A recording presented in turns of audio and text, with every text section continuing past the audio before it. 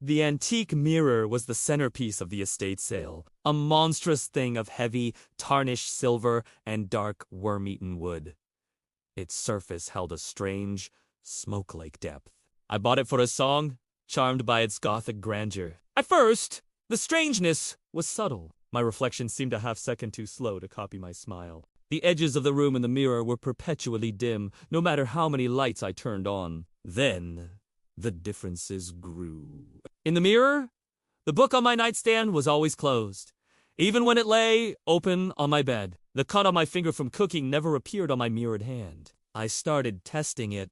This secret between us. I'd hold up 3 fingers. My reflection would hold up 4, then quickly correct itself, its eyes widening in what looked like panic. I'd whisper, "Who are you?" And my reflection's lips would move silently, forming different words I couldn't decipher. The terror truly began the morning I woke up exhausted, my muscles aching as if I'd run miles in my sleep. I stumbled to the mirror. My reflection looked back, bright-eyed and rested, a faint smug smile playing on its lips. That night, I tied a string around my wrist before bed. I woke with the string on the floor, my wrist chafed and raw. In the mirror, my double stared back, the string still neatly tied around its own unscathed wrist. It was learning!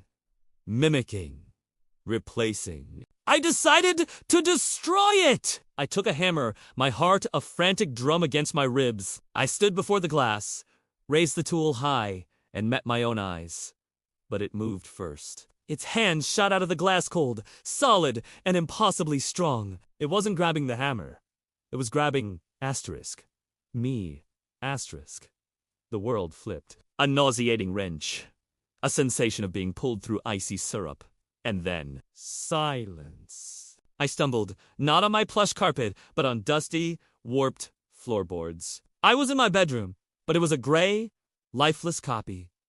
The air was stale and cold. Through the mirror asterisk, my asterisk mirror, now I saw my other self, standing in my bright, warm room. It dropped the hammer, a perfect imitation of my own look of shock melting into a slow, practiced smile. It waved, a cheerful, mocking gesture. Then, it turned and walked out of the frame into my life. I pounded on the glass, screaming until my voice was raw, but the sound was swallowed by the dense silence of this gray place. I am trapped in the reflection. From here, I watch it live. My days. It goes to my job, laughs with my friends, kisses my partner with my mouth. It is better at being me than I ever was, more charming, more energetic, flawlessly remembering birthdays and anniversaries I always forgot. But sometimes, late at night, it comes to the mirror. It stands where I once stood, holding a glass of my favorite wine, and it smiles. It doesn't speak. It just watches me fade, growing paler, more insubstantial, as it grows more solid and real. The worst part isn't the cold, or the silence, or the hunger for a world I can see but never touch. The worst part is the dawning, hopeless understanding. This isn't its first time. The antique frame isn't a prison. It's a display case. And I am not.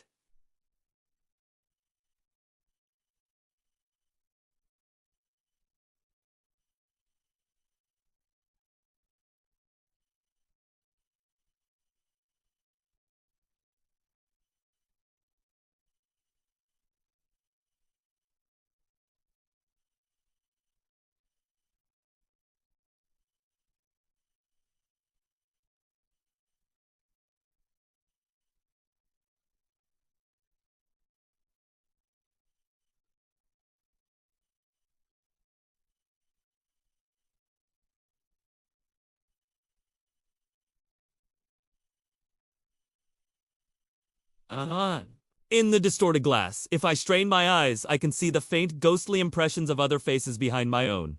Mouths open in silent, eternal screams, layered one behind the other, stretching back into a smoke-filled depth with no end in sight. I am just the latest reflection, waiting for the next curious soul to hang the mirror on their wall.